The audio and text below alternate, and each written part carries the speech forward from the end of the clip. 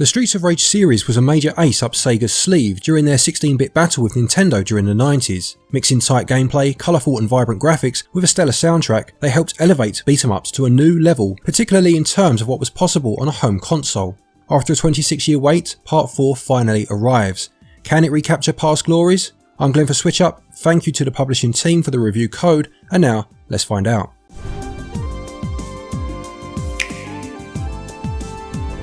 Streets of Rage 4 is set 10 years after the events of the original trilogy, where times have been peaceful since the defeat of antagonist Mr. X. However, it appears that Mr. X's offspring, the Y twins, are looking to step into their father's shoes and re-establish the dominance he once had over the city. Series stalwarts Axel Stone and Blaze Fielding are joined by Cherry, daughter of Adam from Part 1, as well as Floyd, a new enhanced cyborg and associate of Dr. Zan from Part 3, as they look to stop the Y twins.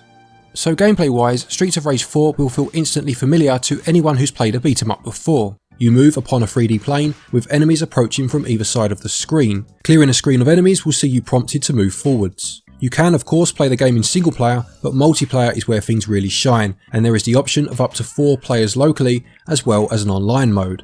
I played the vast majority of my time in multiplayer and had a great time with this. I did also try the online out, which was quite sparse to be fair. Perhaps it will populate a bit over time, but when finding a match it also felt a bit laggy, which is a shame. Control wise, movement is handled via either the left stick or the D-pad, whichever you prefer, and standard attacks are performed with Y. You can dish out stronger variations of your standard attack by pressing forward and Y together or by holding the Y button down. You can attack behind you by pressing L, B jumps and A picks up any items. You will accumulate stars as you play, which are displayed under your health meter, and these act as special moves, a bit like the rocket launcher in Part 1. Pressing A and X together or just pressing R will execute these moves. I mentioned in my recent video on the history of the Streets of Rage series, I'll put a link in the top pinned comment if you are interested, that one of the developers for Streets of Rage 2 had stated that Street Fighter 2 actually served as inspiration for that game in respect of the fluidity of the moveset. You can almost feel this sentiment still present in the DNA of this 4th entry. The execution of attacks are some of the smoothest I can remember, with a real fluidity present, being able to hit with 2 jabs and a straight to down one enemy before instantly sweeping behind you to take out another, and then finishing with a strong attack or a blitz move feels great. What really elevates it a further notch though is how this fluidity is tempered with a rawness and a ferocity that reminded me a bit of Christopher Nolan's Batman trilogy. What I mean by this is that there is the style and choreographic nature to each battle, but at the end of the day this is a street fight, not a dance, and the punches and kicks carry the necessary weight and brutality to make this feel satisfying, as sadistic as I'm sure that probably sounds. A big factor in this feeling is actually the superb implementation of HD Rumble. I'm not a big fan of Rumble in games, in all honesty. I think I was over it about half an hour after playing Star Fox 64, or Lilac Wars as it was known over here, back when it first came out on the N64. But when it's used like this, I can truly see its worth. The controller isn't constantly buzzing in your hand, but instead giving you subtle and precise feedback that immerses you into the game by giving these heavy hits some gravitas. When used this well, it's almost like 4D for video games, and I hope other developers take note. Within the options menu you can choose a legacy mode, which will assign all commands to just 3 buttons, if you would like a more authentic Mega Drive control type experience. Alternatively, you can configure them to your own specifications should you wish. One slight negative is the speed at which your characters walk. It's pretty slow and there isn't a dash move like there was in Part 3. Well, for some characters there seemed to be, but not on others, which was a bit odd.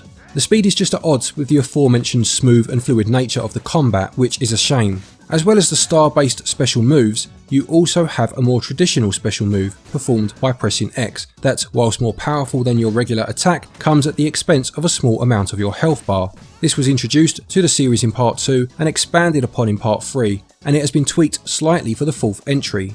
Here, once you have performed such a move, the amount of health it has cost you will be initially shown in green. At this point you have a chance to earn the health back by attacking enemies. Being hit at this point though will see the health portion lost, and it's nice to see this twist on the traditional risk-reward method generally used in beat 'em ups over the years. You do not have to play the game in one sitting as you would have had to do back in the day, instead being able to pick the story back up at a later date. To counteract this, there isn't a continue system as such. Losing all of your lives will see you having to begin a stage from the beginning, but there is an assist system available if you are struggling. You can sacrifice a percentage of your score to acquire extra lives or stars to begin the stage with. There is also the option to turn off friendly fire, which is ideal when you are playing with your kids. They are more of a threat than the bloody enemies half the time.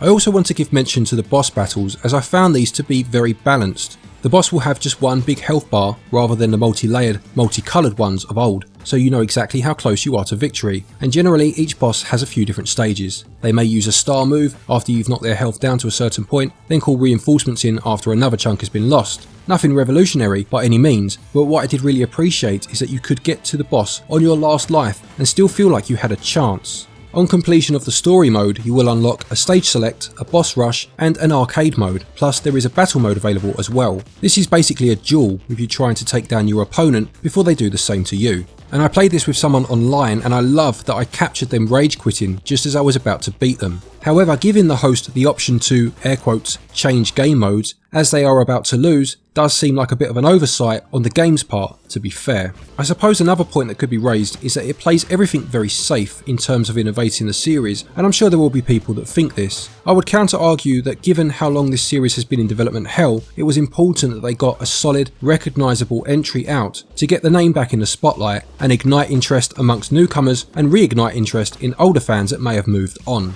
Gameplay has a fun and fluid nature to it, coupled with a very steady and fair difficulty curve, as well as multiplayer and a few other game modes. This is hampered slightly by the walking speed of characters, but overall it scores 18 out of 20.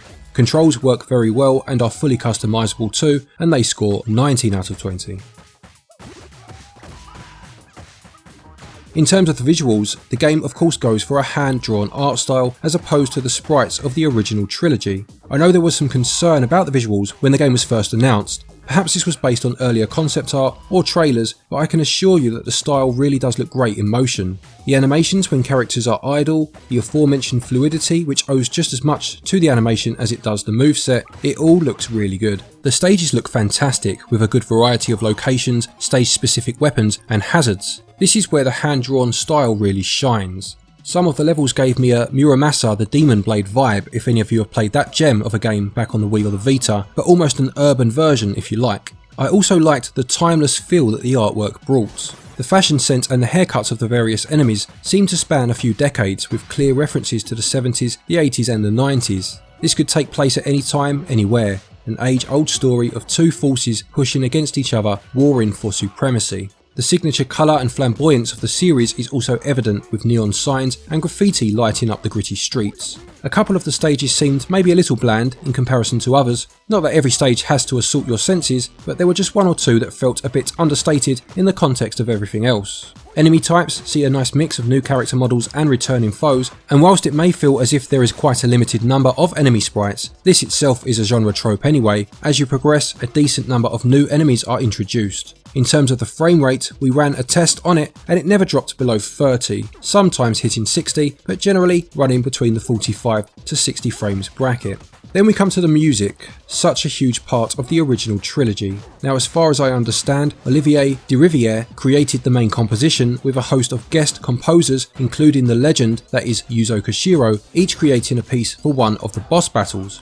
From the second you turn it on, it just sounds right. Not the same, nor should it in all fairness, but it fits very well indeed. It has the fast-paced techno beat that the first two games were known for. It even has a slightly more random composition at times, which was a staple of the third game, but it's still very much its own thing. It has that same quality of being able to play a fairly slow piece or really step up the beat and still fit the mood of the on-screen action perfectly. You can even switch between the new music or the classic soundtrack in the options menu, which is such a great touch, but it's credit to the new soundtrack that I didn't feel the need to do this at all other than out of curiosity or for pure nostalgia. Visuals take a classic from back in the day and pull it into a new decade admirably and score 18 out of 20. Audio does the series proud, which is high praise indeed when the series you are talking about is Streets of Rage and scores 19 out of 20. Streets of Rage 4 cost £22.49, €24 or $24.99 or 37 Australian dollars 50. Now I know and fully understand that some people will consider this a high price for a beat 'em up, a genre that is traditionally the candle that burns bright but for only half as long. But this isn't the typical arcade, can be beaten within an hour with only the difficulty prolonging the experience type of beat 'em up. There are a fair few stages, 12 in total, and whilst the whole thing can probably be beaten in about 3 to 4 hours, the local and online multiplayer, plus the other game modes, mean that even if you are a one and done type player, you'll still find decent value here. If, like me though, you play through your favourite beat 'em ups on a regular basis, well, this is a small price to pay for such a good one. It's a shame that there is no widespread physical release, with production duties instead being handed to limited run games, as a game that has had fans waiting so long really should be sitting proudly on store shelves everywhere. But nonetheless, value scores 16 out of 20. To conclude, Streets of Rage 4 does exactly what it needed to do. It brings a classic series up to date, staying true to what was loved about the originals whilst polishing a few edges in the process. What I love about what Lizard Cube has done with both Wonder Boy and now Streets of Rage is that they clearly want to bring some classic games to a new audience, but are also very aware of the fans of these franchises. Yes, there will always be people who do not like the new art direction, for example, and that's fair enough, but I don't think anyone could argue with the level of craft that has gone into these games. It doesn't reinvent the wheel or really innovate too much on what has come before it, but when the wheels turned as smoothly as they did in Streets of Rage, who would want them to anyway?